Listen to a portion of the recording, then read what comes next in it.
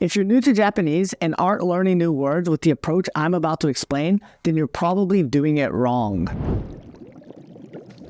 Before I get to the way you should approach learning new words, let's first go over some basic premises of this topic. I'm guessing your goal in learning Japanese is to eventually become at least conversationally fluent in the language. If your goal is to learn a bit of Japanese for a trip or something, then your strategy would be different, and maybe I can talk about that in a future video. So assuming your goal is conversational fluency and above, you have two main objectives. Your first objective is being able to understand the vast majority of what is being said to you in such a way that you're able to clearly identify the words you don't yet understand in a sentence and are able to ask clarifying questions about a word if needed, or at least identify it such that you can look it up. Your second objective is being able to generally say what you want to say and explain your way around the words or things you don't yet know how to say. In this video, we will focus on your first objective. In fact, working towards your first objective is one of the best ways to reach your second objective, but I will discuss this more in a future video. But anyways, what does it take to reach a Japanese level where you understand the vast majority of words people are saying and are able to pick out those you don't understand yet? I think most of us are familiar with the 80-20 rule, which basically states that in any given pursuit, you receive around 80% of the benefit for around 20% of the effort put into it. In the case of Japanese, and in fact any other language, the same rule applies. Actually, this rule is even more pronounced when it comes to languages. And as you will see, a small concerted effort to learn the core vocabulary of a language is all that is needed to open up the world of that language to you. In any given language, the vocabulary that comprises 80% of the language is just a small subset of the total words in that language. Let's use a frequency list compiled from all the Japanese subtitles from Japanese Netflix to see how this principle applies in practice. There are a total of around 124,000 unique words that occur in the subtitles analyzed, and these words are altogether used nearly 110 million times.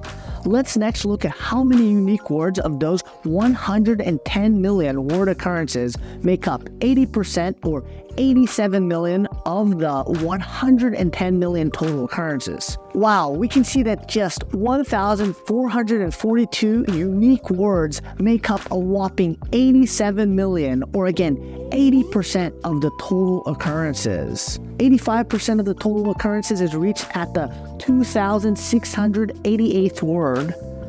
90% is reached at the 5,243rd word. 95% is reached at the 12,041st word. And 99% coverage is not reached until the 37,247th word. As you can see, Japanese, like any other language, consists of a core set of vocabulary that is used way more commonly than the other words in the language. So how can we use this information to guide us on our own personal journey learning Japanese? Well, as stated earlier, our first objective when reaching for a level of conversational fluency or above should be to understand enough of the language such that we can comfortably identify what it is that we don't understand. Well, we clearly see that if our goal was to follow an approach that would efficiently get us to the point where we can understand the majority of Japanese Netflix, that we should first focus on learning the most common words that occur.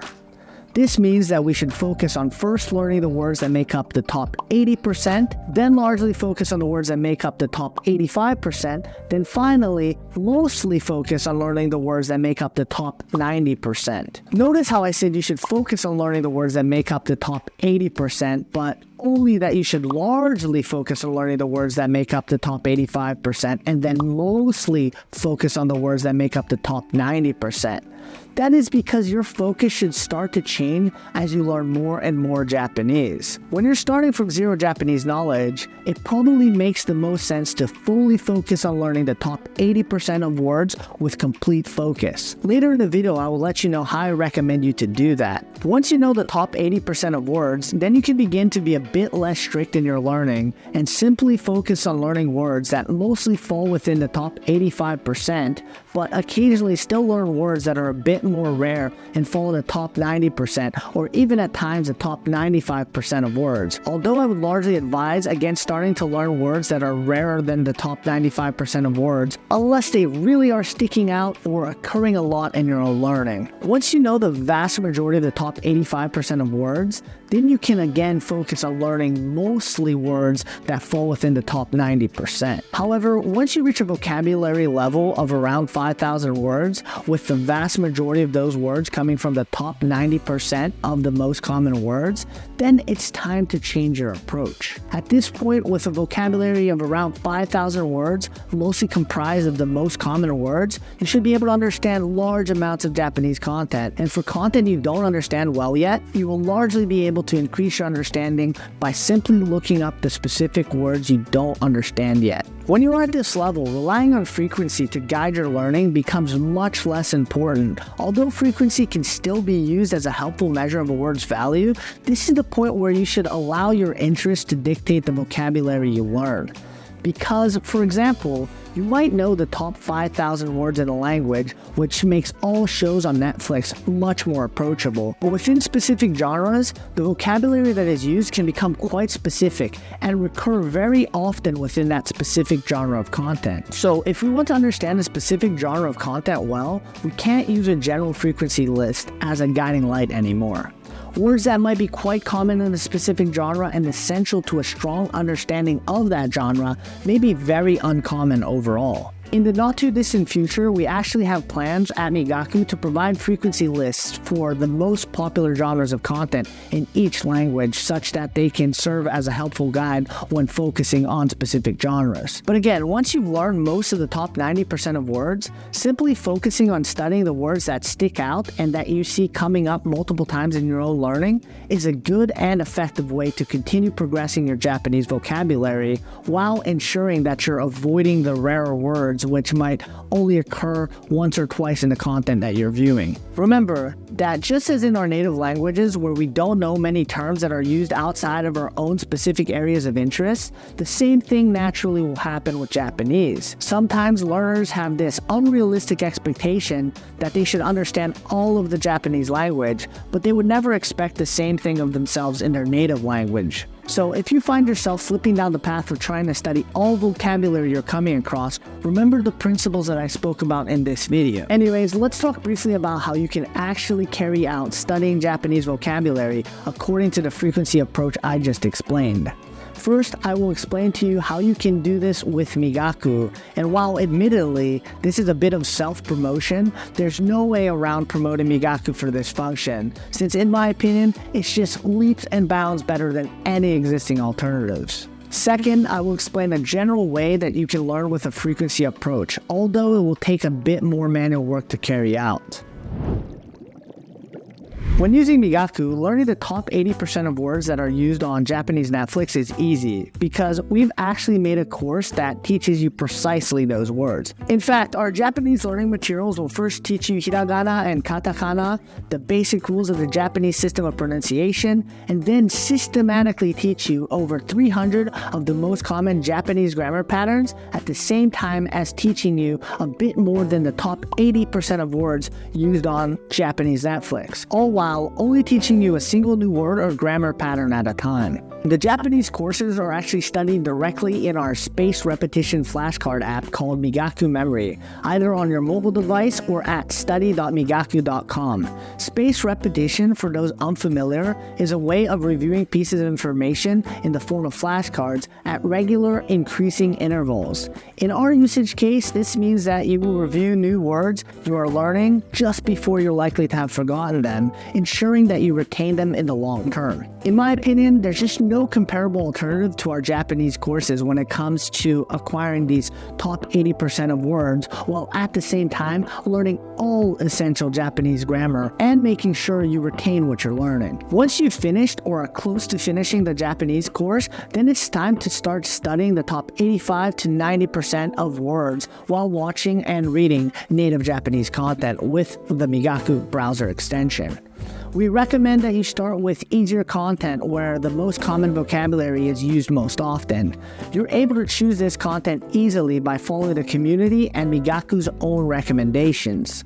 But even better, the Migaku platform tracks all of the words you're learning, including those you learned when studying the Japanese course, and then uses that information about the words you know to generate a comprehension score for any piece of content you come across. You can use this estimated score of your comprehension as a general guide of what content is most appropriate to learn next, and it makes choosing content to study much easier.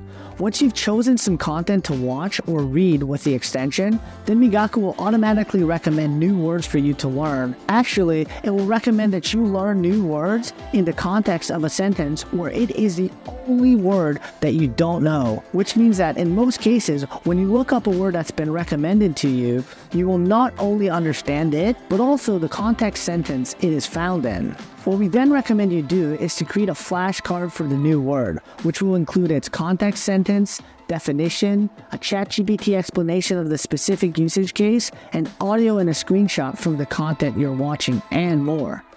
With the flashcard created, you then study it in the same way that you studied new words in the Japanese course. Another key aspect of the words Migaku recommends you to learn is that Migaku automatically recommends you to learn the most common words based on your own current knowledge of the language. For example, when you only know about 1,000 words, Migaku would only recommend new words for you that are in the top 2,500 words or so. And then when you know something like 3,000 words, it would recommend only the top 5,500 words or so. So if you mostly learn the new words Migaku recommends to you, then you will, without thinking or planning, automatically be following the frequency approach I outlined in the first part of this video. And you can be sure that every new word you're learning is going to have a significant impact on your understanding of the Japanese language. As you're learning new words with Migaku, you will see your known word count grow over time, and once you're closing in on 5,000 words, then it's time to be more open to learning genre-specific words that may only be common within that genre. And of course, with Migaku, looking up the meanings of and creating flashcards for any word is just as easy as for words found in recommended sentences. It's in fact also very easy to reference the frequency of any word you've looked up by looking at how many frequency stars it has. The first most common to the 1,500th most common word will have 5 stars. Words from there to the 5,000th most common will have 4 stars. Then those up to the 15,000th have 3 stars. Then those up to the 30th thousandth have 2 stars. Then those up to the 60th thousandth have 1 star.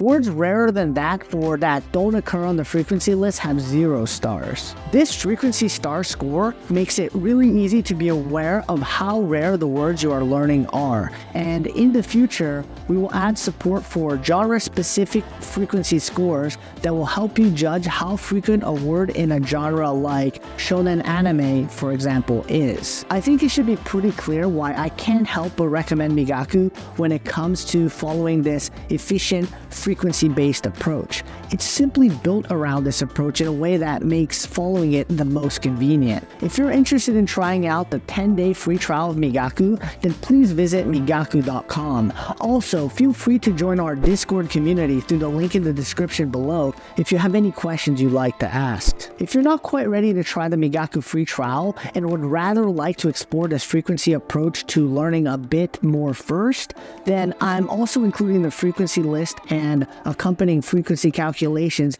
in the form of a Google Sheet in the description below, which you can use as a reference.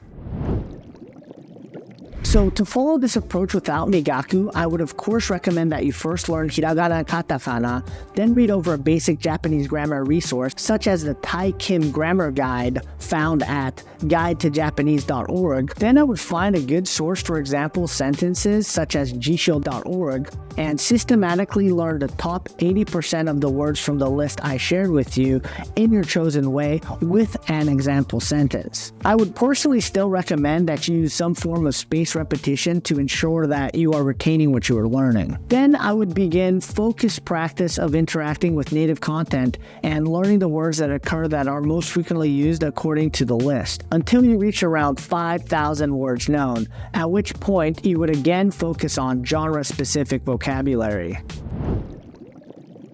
In closing, to be honest, following a frequency approach without learning from a course that was specifically designed to exclusively teach you the most common words first, and a tool that recommends new words to you based on their frequency, is going to be quite difficult and require considerable manual work.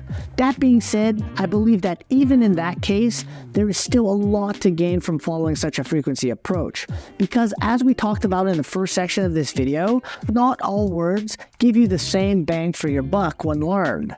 Learning certain words unlocks large swaths of understanding in a language, while learning others will have no immediate perceivable impact on your understanding because you might only see them a few times or less in a year. When you're starting out learning Japanese, systematically learning the most frequent words first is not only the most efficient approach, but it's also the approach that you will find most fulfilling, as your hard work will be very clearly visible in your quickly growing ability to understand the Japanese language. So again, in closing, if you've never even thought about frequency when it comes to your approach for acquiring Japanese vocabulary, then you've probably been doing it wrong. But the good news is that it's not too late to correct course. Until the next time.